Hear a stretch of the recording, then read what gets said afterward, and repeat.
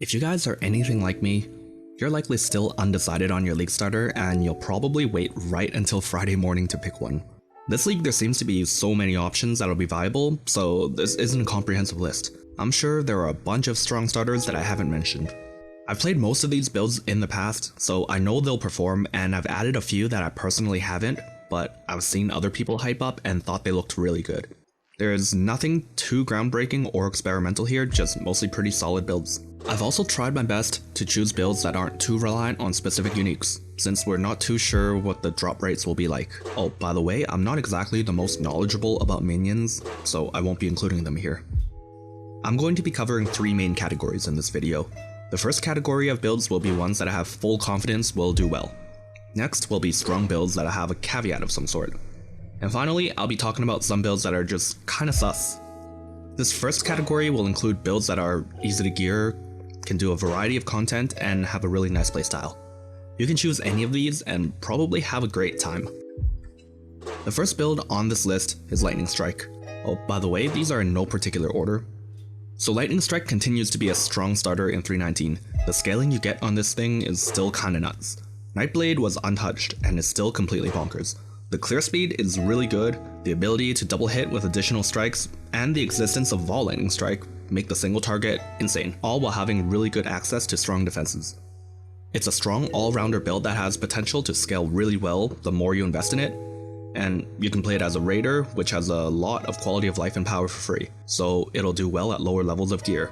And Champion is still a great option that scales better, gets insanely tanky, and has the ability to abuse Perseverance.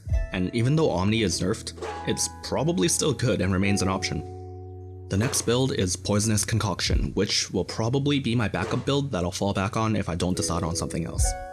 The mapping is really smooth on this build and it requires absolutely no gear. You literally don't need a weapon, and as with most poison builds, you'll be using Plague Bearer, which feels amazing when you're able to just run through the map, melting everything around you. I think I should also mention that while the Occultist variant was pretty popular in the past, I think Pathfinder is the better choice, unless you really know what you're doing and have everything planned out, because there are a lot of things that you need to get that you don't have great access to early on as an Occultist. I also just prefer Pathfinder because you get more move speed and automatic flasks with full uptime. Next up is Righteous Fire. What can I say? It's a solid build and it was one of the most popular last league for a reason. It lost a little single target damage with the Fire Trap nerf, but it's otherwise fine. The playstyle is really smooth and you get super tanky. And due to its popularity, the documentation on this build is really good. Even if you've never played anything like this before, just follow Pox's guide and you're good to go. The last build in this category is Self-Cast Spark. You're an Inquisitor, so you're gonna be tanky and do tons of damage. The mapping again is really good, and Spark excels at invitations due to the nature of the arena. The next category will be builds that I think are strong, but have some minor issues that prevent me from giving my unconditional recommendation. By no means are these builds weak. In fact, many of them are probably stronger than the first category. It's just that there's a chance, probably a very small chance, but a possibility that you'll run into issues. I'll be more brief on these because I don't want this to be like 30 minutes long. Spectral Helix. Numbers are great, also a Nightblade abuser, but the clunky playstyle might be a deal breaker for many. You can easily switch to Lightning Strike though, and to make it feel better, I recommend getting the MTX, lots of projectile speed and attack speed. Ignite Hexblast. One of my potential league starters. It got Omega buffed last patch, and Ignite Prolif makes it a one-button build for mapping. However, single target might need to be supplemented, and it might be hard to get some of the uniques that'll make the build feel really good early on. Explosive Arrow. Still strong. Totem build. Bone Shatter for you chads out there that like to play true melee. It's really strong, you can get really tanky, and explosions are nice for mapping, but it's a name-locking melee build. Maw of Mischief.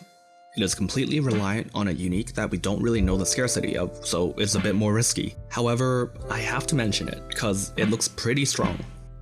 Soulrend/Bane. Soulrend got buffed and playstyle seems pretty good. I'm just a little iffy about the coverage, so Bane can be a nice fallback option. It can be a little expensive though, since the Cat MTX is 150 points. The trapping playstyle usually lends itself really well to bossing, so it'll do well in pushing the Atlas. Seismic is dead, but Explosive Trap, Ice Trap, and Lightning Trap all have potential. Poison Bladefall Blade Blast. is looking like what I'm going to be picking as my league starter. It's a good all-round build, but the 2-button playstyle might feel bad. However, mapping will mostly just be Bladefall and Plague Bearer, so it's probably fine. I mostly want to play this to try out the new buffed Ming's Heart. The final category will be things you'll probably want to avoid even though they might look really strong. In fact, they can end up being insanely good, but I'm gonna advise against them because there's a big chance you'll end up not having fun and your league start might be ruined. First off, maybe a little contentious, but Sunblast Trappers. Specifically anything that isn't Lightning Trap. Sunblast was going to be Giga OP, and it's still really strong even though they already nerfed it. However, the delay is much more detrimental than you might think. I'm pretty sure they took away all the other sources of reduced trap duration, so you have to throw the trap and it just kinda sits there for a second. In that second, if the enemy walks away from the trap, you're gonna be sad. With something like Lightning Trap, the coverage is good enough that everything gets hit anyway. AoE based traps, however, you might just straight up miss a lot of the time with Sunblast. You also lose the ability to pre-lay your traps, so you probably won't be insta-phasing bosses. Second, Lightning Conduit. I'm sure a lot of people are gonna want to play it since it's the new thing, but maybe don't do it on League Start, save it for later. The damage numbers look pretty good on paper, however, it's a 2-button skill. You might be thinking it's just like Detonate Dead and DD was super OP because it gave you so much damage for free. However, DD was Ignite based, so you got pretty good damage uptime without constant casting.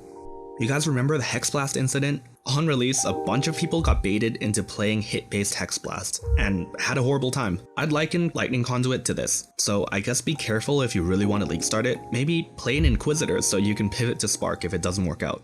Also, to avoid having to spam alternate casting 2 skills, which can make the build feel a lot more clunky and actually lower the DPS, especially if you have higher ping. It might be worth to try out Stormbrand to constantly apply shock so you can just hold down Lightning Conduit. You'll probably want a lot of shock and ailment effect though, since Stormbrand doesn't hit very hard. The last one's maybe a bit of a cop-out, but don't force yourself to play something you don't like. You've probably noticed I mentioned playstyle a few times in this video now. I think how a build plays mechanically is super underrated, especially in a league start setting, where people often look for the most powerful builds. I'm of the opinion that it doesn't matter if something has insane numbers if it feels like complete ass to play. If you're not having fun, then what's the point really? Well, that's the end of the list. I'd love to hear you guys' thoughts on this and what you're thinking of playing on League Start.